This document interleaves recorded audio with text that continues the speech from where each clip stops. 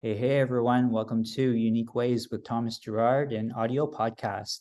We've got a really awesome guest today. He is currently leading design at StatStig, building a world-class experimentation platform. Before that, he worked on Facebook ads, successfully launching highly impactful products and features there, and also on the gaming team. And he also won a few hackathons at Facebook and presented projects to the leadership team. Please join me in welcoming GB Lee. Welcome. Hi, thanks for the warm welcome. Excited to be here. Awesome. You ready for 20 questions? Sure.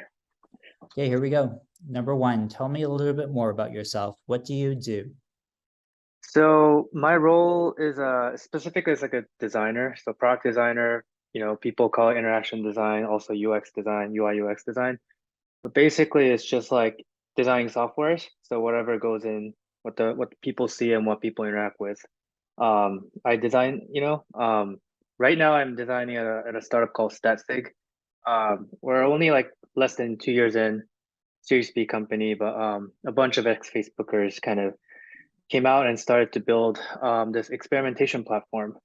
Like you said, before that, I worked at Facebook. The official title there was product designer, doing similar things, but at different products and different company.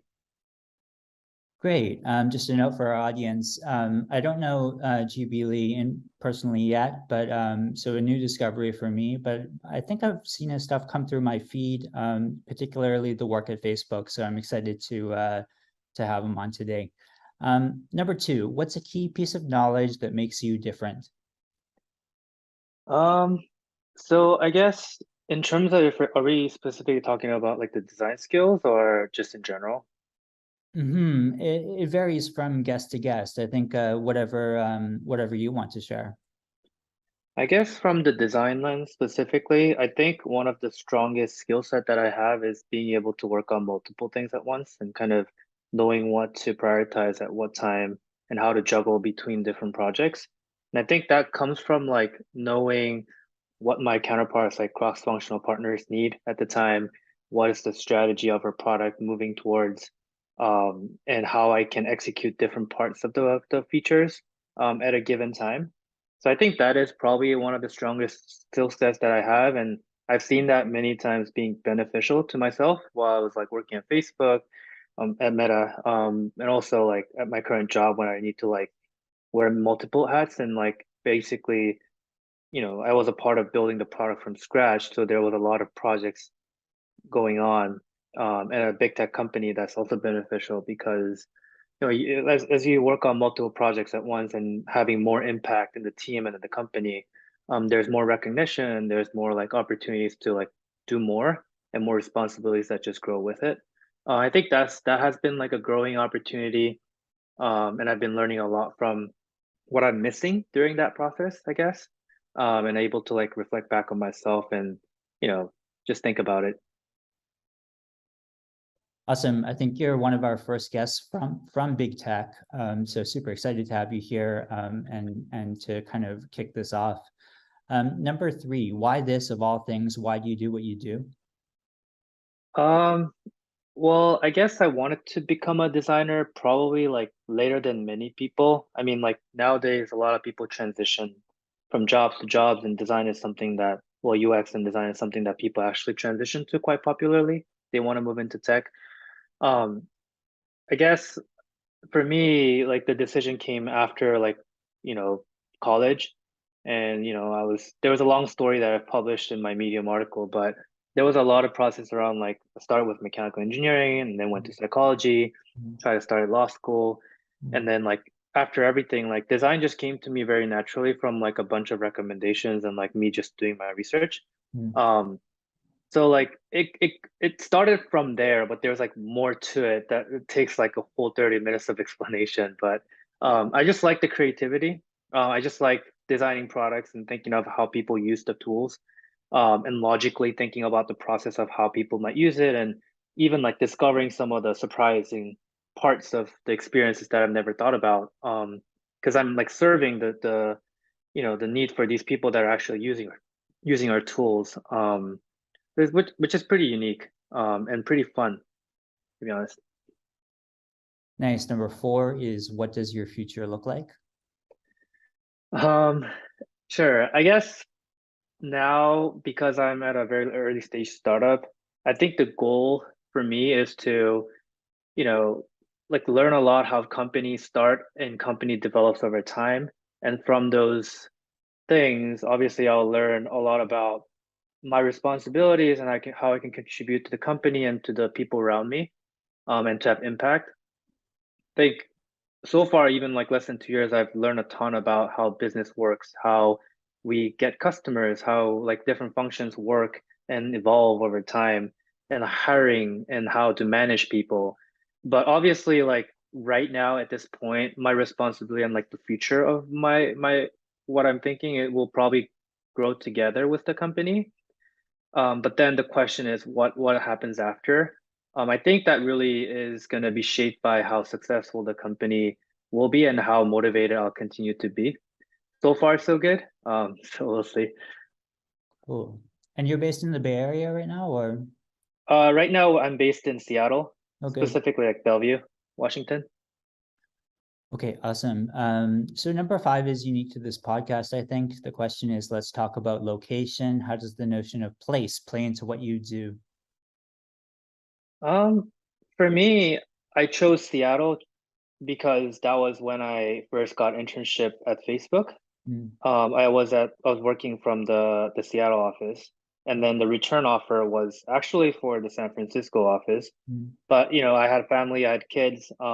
I've thought about living in San Francisco, but at the time I was weighing, like the pros and cons, and then eventually felt comfortable more with the Seattle, although the weather is not that great. mm, I think the decision was good because I have a lot of memories here now. mm. Um, but like I think from where I'm right now at Statsig, which is basically we're mostly in person in Seattle. I think if I was in the Bay Area, this wouldn't have been like an opportunity because I've met people at Facebook, which are now my teammates at Statsig. Um, so I guess like it all depends on like the my journey and how naturally it became what it became. I have some good memories of hanging out in Fremont in Seattle around Um, the campus there. It's a nice yeah, area. it's beautiful there. Yeah. Number 6, if you had to start from the beginning, what advice would you give your former younger self? Um, I guess this comes in many forms, right? Like I one of the regrets I guess I have, I mean, like, to be clear, I'm happy where I'm at. But one of the regrets that I have is not choosing the my college major thoughtfully. The background there is I was interested in science and math and the grades were good, so I thought engineering, and I was interested in cars, so I thought mechanical engineering was like the way to go. So I optimized my college experience for that, but that didn't really work out well because I didn't really have interest in that. And at that point, probably it would have been nice if I tried out like computer science or some kind of like engineering degree related to that, because I feel like I've taught myself how to code a little bit during my time of learning design and getting into tech. I thought it was super interesting and fun. And I think one of the benefit that I got from was like when I'm designing, I'm always considering engineering, um, like how they think about it and like what it would make their life easier. Um, but then it's also something that I aspire to, but I can never, it's not like I can never, like I don't have time to dive right into because I know I'm not going to be as good as the engineers around me. So if I were to go back, I would probably like be interested in majoring in computer science, Mm, not necessarily like becoming an engineer, but having that capability, I think, or having that skill set, I think is going to be beneficial to like design and like overall like how to build products better and stuff. great. The next one is what's a day in your life like? So I wake up around 6:30, and previous night I sleep around like 1 or 2, sometimes earlier, but mostly like 4 or 5 hours of sleep. I have 2 kids, so like I wake up, cook breakfast with my wife, and like pack lunches and stuff, and I drive my kids to school like around 8, and then I show up for work around 8:20 now. And then from there, like I check all the things that I missed last night, trying to do things that I need to do in the morning. Some of them are like project related. Some of them are, like if I need to present somewhere like a conference, or I need to like talk to, my PMs or engineers about some specific thing, like bugs in the product I need to revisit, or it's like a design quality item. Or it could be like, bigger things like working on specific projects and getting right into like Figma to design things. It Mm. varies a lot. I think it varies even more when I think back from it, comparing to like the big tech life at Meta or Facebook. Because that was more like I was wearing like less hats. Mm. So there wasn't a bunch of things I had to juggle around with, even though there was still a lot. I think at a startup, it's just it just varies a lot because right now I'm also diving right into like marketing and branding Mm. and all that. Yeah. Nice. Number 8, lifelong learning is a popular topic. How do you stay up to date? For design specifically, I read a lot of articles, whether I find them through LinkedIn or Medium. I also go on Dribble. I also like look at competitor products or some of the top tech companies or even like very successful startups and how they design their website, how they design their products, and also like talking to a lot of people around me. Recently, I've been talking to some of the startup design leads or even some of the design leaders at startup to learn how they think about stuff, or especially like if they were around for a long time in their own startup, as like founding member or like early member. I think I see myself like looking towards that. So like ask a lot of questions around how to evolve, skill sets around those. What should I be looking for? So I get updates to a lot of things related to skills, like tech, like hands-on skills, but also like management, like hiring, all those different skills. Cool. I'm curious about number 9. What tools do you use? Are you entirely digital? Yeah, we're entirely digital, mostly on Figma. We don't want to be separating out a lot of different tools. Like for design specifically, we use Figma, but like throughout the company, we still try to minimize the tools that we use. Like, just like typically other companies would use like Notion, Mm. Zoom, like calendar, like all those different things, like Slack. Nice.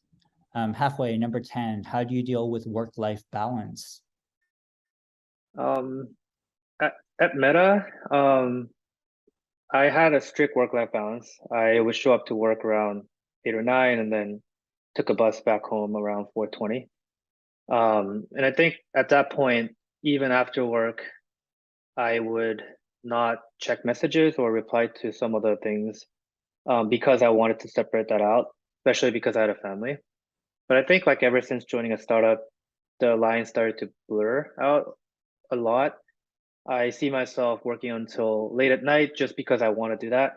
Um, and like if I would check messages at like 2 a.m. or even like when I wake up like 4 or 5 a.m. because my kid is crying, I go check my message, and that become a pattern. And I think it really comes down to like how passionate I am with this company and how I help shape, building the company from scratch, and how I want to take it further in my career and my life journey. So I think like the line is blurry, but it's something that I'm willing to do right now. It's not something that is pressuring me to do at all. Right. Cool. 11, if you weren't doing what you do now, what would you be doing? Um, my ultimate goal in life is not to continue, my life in tech and become a designer, whatever. I've mentioned this to a lot of close friends, but I really want to, have my own cafe, Mm. right beside the beach. I can see the ocean. There's like a cliff right next to it, and I can just park there every morning, just get a cup of coffee in the corner where I see like people drinking coffee and eating breads and like all those different things, so that I can like design some stickers. I can design some like t-shirts that go along with the cafe. Just having that thing is in the back of my head. But obviously, like in order to do that, I would have to drop everything that I'm doing, which means I've been doing that for a long time, and I have a decent amount of like financial stability. But that is something that I'm looking forward to, and that is the only thing that I see myself doing other than doing design. Mm. How about things you would not like to do in terms of career? Yeah, this is actually a tough question. Because like right now I'm doing a lot of rolling up sleeve and doing dirty work stuff too, as well as taking a lot more responsibilities and managing people and that.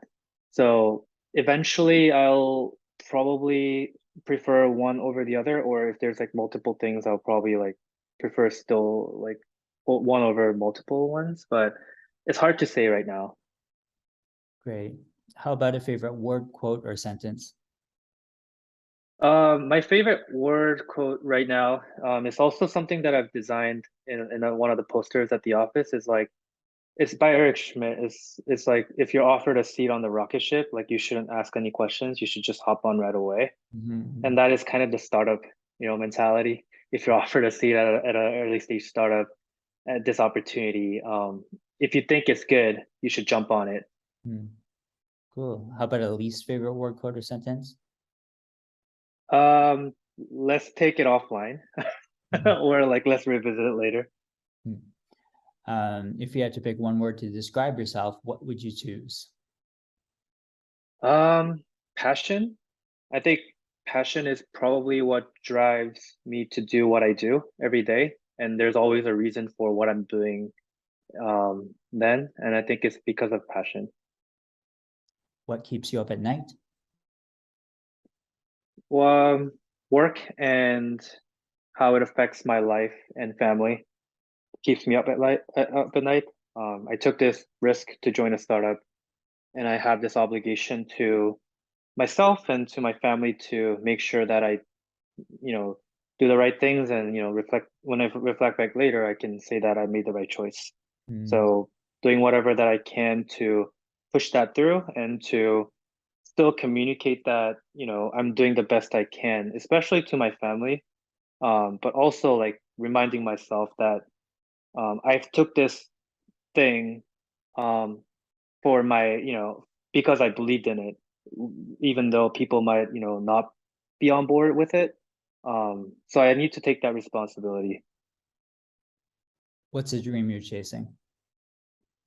The dream I'm chasing is happy life, you know, uh, and that is related to passion that I just talked about. Mhm. Passion is driving me, everything like that, but like it's including work and like, even thinking about what to do with my family over the weekend, right? But ultimately, I think is the most important thing to me right now. But in order to achieve that, at least like do the risk like I took right now is to, make this company successful and to make my career evolve to, more. So I guess that's like the thing that I'm talking about right now, thinking about. Final stretch. What inspires you? People around me. Um, I get inspired a lot from observing and how people interact with each other and how people behave. I think growing up, I've been kind of I think one of the other skill set that I have is to catch like what goes around me, like, reading the atmosphere, especially if I'm at a company or in a meeting or if I'm talking to some people one-on-ones or like if I observe people talking to each other. Um, I've been recently like getting a lot of inspirations from like a lot of smart people around me, especially at our company. And I've mentioned this to our CEO that I had a lot of respect for him because like he would pick up, trash, like by himself and like do a lot of dirty work.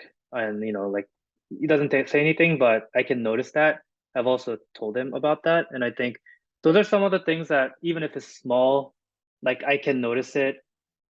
It's like a personality, but it's also like a huge inspiration Mhm. to me of what kind of person I want to become. It's Mhm. not just about like being successful or like having a lot of money, but it's also like what kind of person do I want to become? And it's not like a fake identity. It's more like um at least I'm learning through that in order to reflect back on myself, and therefore next time maybe I should really think about how I'm acting. There's a lot of gaps in what I know I should be doing to what I'm actually doing, but every day is just new. Every day I try to catch on those. It's just like a life lesson. Yeah. Love that. Number 19, any advice you'd like to share? Um, Most of the times when I engage in like conversation with people that are like either whether they're students or new grads looking for jobs, or like new designers, or even any people that are going in tech specifically. I like to tell them that there's a lot of information out there, but instead of like reading all those, like trying to learn all those, like I think actioning it is super important. Like there's a lot of to learning when you fail on something that you actually action on, or like so a lot of the people have this like theory, especially like I'm getting really into the details, but they ask like, oh, how can I get into Facebook, for example, right? How can I get a job at Facebook? But if you think about that question, there's a lot to what you should be doing, right? You should have your portfolio, you should actually have the right skill set that you're good at. You should actually do your research in like how people actually got into that role, or what are some of the strengths that people have, or what is like the process. But some of the people don't really do that, you know, thing by themselves and just look for like try to cherry pick answers. I think there's a lot that equate in life where without you being really trying to do something, there's nothing that you can learn from. And I think those memories stick for a long time. And I think that really builds up your autonomous skills, or like you're just being responsible for your own actions as well in the future. Awesome. And 20, how can our listeners keep tabs on you or follow you or see what you're doing? Yeah, so Statsig, we have a lot of channels. You can visit like the www.statsig.com. It's like a cool experimentation platform. We're doing super well. We're doing super exciting things. We're backed by like, super good VCs and like a lot of the ex-Facebook employees, smart people, not only ex-Facebook employees, but a lot of smart people is working on it, and we're fast growing. So you can check us out at like LinkedIn or website, or whatever we're doing. In terms of myself, you can, I write a lot of articles. I try to write a lot more through Medium. And also I try to like share my knowledge through schools or some like conferences or events. So like if there's any opportunities there, it'd be nice too. Okay, awesome. Well, thanks so much for coming on for this conversation. I mean, I think, being in big tech and transitioning to the startup world is a super kind of inspirational journey that I think will make our audience excited. But I think a lot of people can probably relate to that journey specifically more and more now as things progress. So thanks so much for sharing this. Yeah, happy to be here. Thank you so much.